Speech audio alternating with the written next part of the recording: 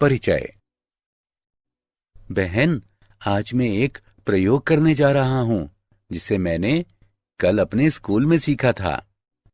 बहुत अच्छा, मैं प्रयोग देखना चाहूंगी। हाँ बिल्कुल, हम एक द्रव का तापमान मापने जा रहे हैं। हमें गर्म पानी के एक फ्लास्क और एक थर्मामीटर की जरूरत है। पहले हम थर्मामीटर को गिलास में डुबोते हैं। उसके बाद हम पानी के सही तापमान को मापते हैं। भैया, यह थर्मामीटर कैसे कार्य करता है?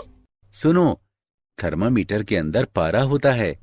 जब हम थर्मामीटर को गर्म पानी में रखते हैं तो पानी की ऊष्मा से पारे में प्रसार होता है। पारा जिस बिंदु पर रुक जाता है वह बिंदु पानी के तापमान को इंगित करता है। बड़ा रोचक है और मैं इसके बारे में और अधिक जानना चाहती हूँ। छात्रों, आज हम द्रव्य के तापीय गुणधर्मों के बारे में और अधिक अध्ययन करेंगे। उद्देश्य: पाठ के अंत में आप निम्न करने में सक्षम हो जाएंगे। तापमान और ऊष्मा को परिभाषित करना, तापमान को मापना, आदर्श गैस समीकरण और परम ताप का विश्लेषण करना, तापीय प्रसार की गणना करना, विशिष्ट ऊष्मा धारिता का मूल्यांकन करना, कैलोरी मिति को परिभाषित करना, अवस्था परिवर्तन को समझना, ऊष्मा स्थानांतरण को जानना, किसी पदार्थ की तापीय चालकता की गणना करना, न्यूटन के शीतलन नियम को परिभाषित करना, तापमान और ऊष्मा। एक पिंड के तापमान को पिंड की गर्माहट या ठंड की कोटि के रूप में परिभाषित किया जाता है। इसका SI मात्रक केल्विन है और सामान्यतः तापमान के मात्रक के लिए डिग्री सेल्सियस का प्रयोग किया जाता है।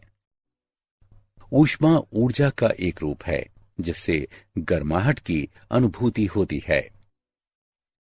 इसका SI मात्रक जूल है और आमतौर पर मात्रक के लिए कैलोरी का उपयोग किया जाता है। 1 कैलोरी बराबर 4.184 जूल। इसका विमीय सूत्र ml² T⁻⁻²। तापमान का मापन। किसी पिंड के तापमान को मापने के लिए जिस उपकरण का उपयोग किया जाता है उसे थर्मामीटर कहते हैं। थर्मामीटर को विभिन्न पैमानों पर डिजाइन किया जाता है जो इस प्रकार है: सेल्सियस पैमाना, फ़ारेनहाइट पैमाना, केल्विन पैमाना और र्यूमर पैमाना। जल के क्वथनांक को ऊपरी नियत बिंदु कहते हैं। जल के हिमांक को निचला नियत बिंदु कहते हैं। विचार करें कि किसी पिंड का सेल्सियस पैमाने पर तापमान C हो और फ़ारेनहाइट पैमाने पर तापमान F हो तो C/100 बराबर F-32/180। उदाहरण: एक नए डिजाइन के थर्मामीटर में निचला नियत बिंदु और ऊपरी नियत बिंदु क्रमशः 5 डिग्री और 95 डिग्री होता है। 50 डिग्री सेल्सियस के संगत इस पैमाने पर तापमान की गणना करें। आइए हल देखें। मान लें कि 50 डिग्री सेल्सियस के संगत पैमाने पर तापमान थीटा है तो θ-5/95 बराबर C/100। सरल करने पर हम प्राप्त करते हैं θ-5/90 बराबर 50/100, अतः थीटा बराबर 50 डिग्री। इस प्रकार डिजाइन किए गए थर्मामीटर के पैमाने पर अभीष्ट तापमान 50 डिग्री है। आदर्श गैस समीकरण और परम ताप। निम्न घनत्वों पर सभी गैसें एक समान प्रसार व्यवहार प्रदर्शित करती हैं। चूंकि PV बराबर नियतांक और V/T बराबर नियतांक तो PV/T भी नियतांक है। इस संबंध को आदर्श गैस नियम के नाम से जाना जाता है। आदर्श गैस समीकरण को इस प्रकार भी लिखा जा सकता है, PV बराबर म्यू आर टी, जहां म्यू बराबर गैस के एक नमूने में मोलों की संख्या और आर बराबर सार्वत्रिक गैस नियतांक। नियतांक आयतन गैस थर्मामीटर में तापमान दाब के पदों में पढ़ा जाता है। परम ताप वह तापमान जिस पर कंपन को छोड़कर समस्त आणविक गतिविधि रुक जाती है, परम ताप कहते हैं। यह अत्यधिक निम्न तापमानों पर गैसों के व्यवहार से गणनाओं और प्रेक्षणों द्वारा प्राप्त एक सैद्धांतिक मान है। परम ताप को घटा 273 डिग्री सेल्सियस के बराबर माना जाता है। तापीय प्रसार। तापीय प्रसार को एक ऐसी प्रक्रिया के रूप में परिभाषित किया जाता है जिसमें कोई पदार्थ गर्म करने पर फैलता है। तापीय प्रसार के निम्न प्रकार हैं। रेखीय प्रसार। प्रसार के इस प्रकार में पदार्थ केवल एक ही दिशा में फैलता है, अर्थात लंबाई में। क्षेत्रीय प्रसार। प्रसार के इस प्रकार में पदार्थ दो दिशाओं में फैलता है, अर्थात लंबाई और चौड़ाई में। आयतन प्रसार। प्रसार के इस प्रकार में पदार्थ तीन दिशाओं में फैलता है, अर्थात लंबाई, चौड़ाई और ऊंचाई में। रेखीय प्रसार। मान लें कि L लंबाई की एक छड़ है जिसे डेल्टा T तापमान से गर्म किया जाता है, और मान लें कि इसकी लंबाई L हो जाती है। लंबाई में परिवर्तन मूल लंबाई और तापमान में परिवर्तन के अनुक्रमानुपाती होता है। इससे प्राप्त होता है L घटा L अनुक्रमानुपाती L डेल्टा T, या L घटा L बराबर alpha L delta T। Alpha का मान बराबर L घटा L डेल्टा T, जहां अल्फा बराबर रेखीय प्रसार गुणांक है। किसी छड़ की सामग्री के रेखीय प्रसार गुणांक को प्रति इकाई इसके तापमान में वृद्धि या परिवर्तन प्रति इकाई मूल लंबाई इसकी लंबाई में परिवर्तन के रूप में परिभाषित किया जाता है। क्षेत्रीय प्रसार। तापमान T1 पर मूल पृष्ठ क्षेत्रफल A वाले एक समतल पर विचार करें। मान लें कि तापमान T2 पर समतल का क्षेत्रफल A है। इससे प्राप्त होता है A घटा A अनुक्रमानुपाती A डेल्टा T, या A घटा A बराबर beta A delta T। Beta का मान बराबर A घटा A बटे A डेल्टा T, जहां बीटा बराबर क्षेत्रीय प्रसार गुणांक। क्षेत्रीय प्रसार गुणांक को प्रति इकाई इसके तापमान में वृद्धि या परिवर्तन प्रति इकाई मूल क्षेत्रफल पिंड के क्षेत्रफल में परिवर्तन के रूप में परिभाषित किया जाता है। आयतन प्रसार गुणांक। तापमान T1 पर मूल आयतन V के एक गोलीय पिंड पर विचार करें। मान लें कि तापमान T2 पर पिंड का आयतन V है। इससे प्राप्त होता है V घटा V अनुक्रमानुपाती V डेल्टा T, या V घटा V बराबर gamma V delta T। Gamma का मान बराबर V घटा V बटे V डेल्टा T, जहां गामा बराबर आयतन प्रसार गुणांक। आयतन प्रसार गुणांक को इसके तापमान में प्रति डिग्री वृद्धि या परिवर्तन प्रति इकाई मूल आयतन पिंड के आयतन में परिवर्तन के रूप में परिभाषित किया जाता है। विशिष्ट ऊष्मा धारिता। किसी पदार्थ की विशिष्ट ऊष्मा को इसके इकाई द्रव्यमान के तापमान को 1 डिग्री सेल्सियस बढ़ाने के लिए आवश्यक ऊष्मा की मात्रा के रूप में परिभाषित किया जाता है। इसे C से निरूपित करते हैं। इसका SI मात्रक जूल प्रति किलोग्राम प्रति केल्विन है। इसका विमीय सूत्र m to the power 0 L square T to the power minus 2 K to the power minus 1.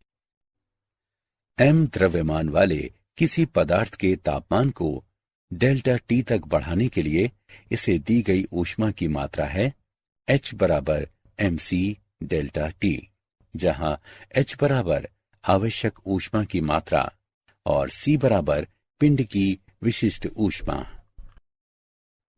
कैलोरीमिति ये वो विधि है जिसमें किसी पिंड द्वारा अवशोषित या मुक्त की गई ऊष्मा की मात्रा को मापा जाता है, उसे कैलोरीमिति कहते हैं। ऊष्मा की हानि या अर्जित की गई ऊष्मा बराबर ms थीटा, जहां m बराबर द्रव्यमान, s बराबर सामग्री की विशिष्ट ऊष्मा और थीटा बराबर तापमान में परिवर्तन। कैलोरीमिति ऊर्जा संरक्षण के सिद्धांत पर आधारित है। इसके अनुसार गर्म पिंडों द्वारा मुक्त की गई ऊष्मा ठंडे पिंडों द्वारा अर्जित की गई ऊष्मा के बराबर होती है। कैलोरीमिति के लिए आवश्यक है कैलोरीमीटर से ऊष्मा बाहर न जाने पाए, लिए गए विभिन्न पदार्थों के मध्य कोई रासायनिक अभिक्रिया न हो। अवस्था परिवर्तन। द्रव्य सामान्यतः 3 अवस्थाओं में पाया जाता है, ठोस, द्रव और गैस। इन अवस्थाओं में से एक से दूसरे में रूपांतरण अवस्था परिवर्तन कहलाता है। पिघलना। ठोस से द्रव में अवस्था परिवर्तन। गलनांक वह बिंदु जिस पर किसी नियत ताप पर कोई ठोस और इसकी द्रव अवस्था समया अवस्था में हो। वाष्पीकरण। द्रव से वाष्प में परिवर्तन। क्वथनांक वह तापमान जिस पर पदार्थ की द्रव और वाष्प अवस्थाएं साथ साथ होती हैं। विलय। द्रव से ठोस में अवस्था परिवर्तन। पुनर्हिमायन। दाब के अंतर्गत क्रमिक रूप से पिघलना और बर्फ के 2 खंडों से दाब को हटाने पर जमना। ऊर्ध्वपातन। बिना मध्यस्थ द्रव अवस्था से गुजरे ठोस अवस्था से सीधे गैस अवस्था में रूपांतरण की प्रक्रिया। गुप्त ऊष्मा। अवस्था परिवर्तन के दौरान किसी पदार्थ द्वारा अवशोषित या मुक्त की गई ऊष्मा की मात्रा, जैसे कि नियत तापमान एवं दाब पर बर्फ का जल में बदलना। ऊष्मा स्थानांतरण। ऊष्मा 3 तरह से संचरित हो सकती है, चालन द्वारा, संवहन द्वारा, विकिरण द्वारा। चालन। किसी ठोस पदार्थ के एक सिरे से दूसरे सिरे तक घटक कणों की वास्तविक गति के बिना ऊष्मा स्थानांतरण। संवहन। घटक कणों की वास्तविक गति से ऊष्मा उच्च तापमान वाले क्षेत्र से निम्न तापमान वाले क्षेत्र की ओर स्थानांतरित होती है। विकिरण। ऊष्मा उच्च तापमान वाले एक पिंड से निम्न तापमान वाले एक दूसरे पिंड तक उनके बीच किसी प्रत्यक्ष संपर्क के बिना स्थानांतरित होती है। किसी पदार्थ की तापीय चालकता किसी ठोस के उच्च तापमान से निम्न तापमान की ओर स्थानांतरित ऊष्मा की मात्रा इसके पृष्ठों के अनुप्रस्थ क्षेत्रफल, दोनों पृष्ठों के मध्य तापांतर, समय के अनुक्रमानुपाती और दोनों पृष्ठों के मध्य की दूरी के व्युत्क्रमानुपाती होती है। इससे प्राप्त होता है Q बराबर KA T1 घटा T2 T बटे D, जहां K एक समानुपाती नियतांक है और इसे पदार्थ की सामग्री का तापीय चालकता गुणांक कहते हैं। किसी पदार्थ के तापीय चालकता गुणांक को एकांक समय में उस पदार्थ के एकांक घन के एक पृष्ठ से इसके विपरीत पृष्ठ की ओर स्थानांतरित ऊष्मा की मात्रा के रूप में परिभाषित किया जा सकता है जब इन दोनों पृष्ठों का तापांतर एकांक हो। उदाहरण, आइए तापीय चालकता का एक उदाहरण लेते हैं। बराबर लंबाई की दो छड़ें A और B हैं। प्रत्येक छड़ के सिरों का तापमान T1 और T2 है। क्या शर्त है कि छड़ों A और B से ऊष्मा के प्रवाह की दरें बराबर हो जाएं?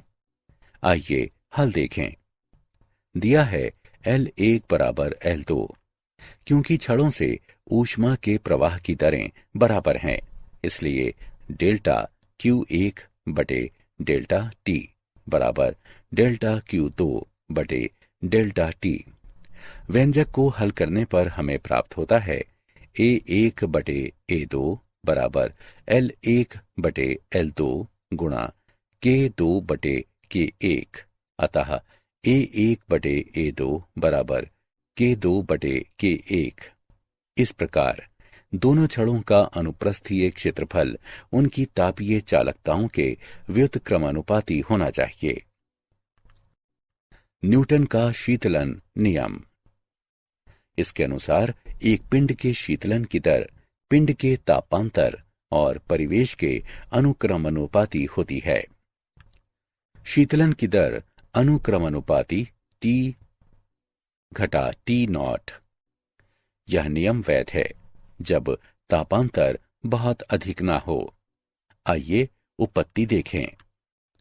विचार करें कि तापमान T पर एक पिंड T0 तापमान वाले परिवेश में है, तो पिंड द्वारा प्रति सेकंड उत्सर्जित ऊर्जा है E बराबर सिग्मा अवयव है A T घटा T0 गुणा T जमा T0 गुणा T वर्ग जमा T0 वर्ग। चूंकि T0 के अत्यंत निकट है, अतः E अनुक्रमानुपाती T घटा T0 है। शीतलन की दर अनुक्रमानुपाती T घटा T0 है। यही न्यूटन का शीतलन नियम है। क्या आप जानते हैं, कैलोरीमिति वह विज्ञान है जो परिवेश के साथ विनिमय की गई ऊष्मा को मापकर किसी निकाय की ऊर्जा में परिवर्तनों का निर्धारण करती है। एक आदर्श गैस के लिए आयतन तापीय प्रसार प्रक्रिया के उस प्रकार पर निर्भर करता है जिसमें तापमान बदलता है।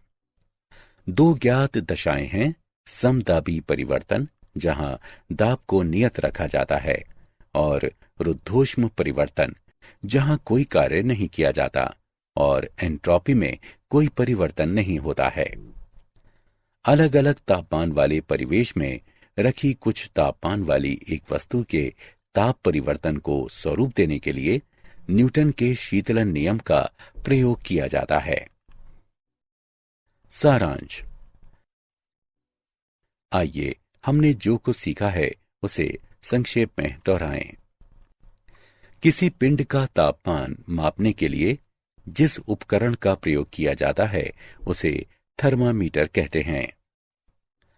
तापीय प्रसार को एक ऐसी प्रक्रिया के रूप में परिभाषित किया जाता है जिसमें कोई पदार्थ गर्म करने पर फैलता है। किसी पिंड के ऊष्माधारिता को पूरे पिंड के तापमान को 1 डिग्री सेल्सियस बढ़ाने के लिए आवश्यक ऊर्जा की मात्रा के रूप में परिभाषित किया जाता है। कैलोरीमिति ऊर्जा संरक्षण के सिद्धांत पर आधारित है, जिसमें गर्म पिंडों द्वारा ऊष्मा की हानि ठंडे पिंडों द्वारा अर्जित ऊष्मा के बराबर होती है। अणुओं का अपने समीपवर्ती अणु के साथ संघट्ट द्वारा ऊष्मा का स्थानांतरण चालन कहलाता है। संवहन ऊष्मा स्थानांतरण का एक ऐसा तरीका है जिसमें अणु ऊष्मा को स्थानांतरित करने के लिए एक स्थान से दूसरे स्थान तक गति करते हैं। विकिरण ऊष्मा स्थानांतरण का सबसे त्वरित तरीका है जिसमें किसी माध्यम की आवश्यकता नहीं होती। न्यूटन के शीतलन नियम के अनुसार एक पिंड द्वारा ऊष्मा हानि की दर परिवेश से तापांतर के अनुक्रमानुपाती होती है।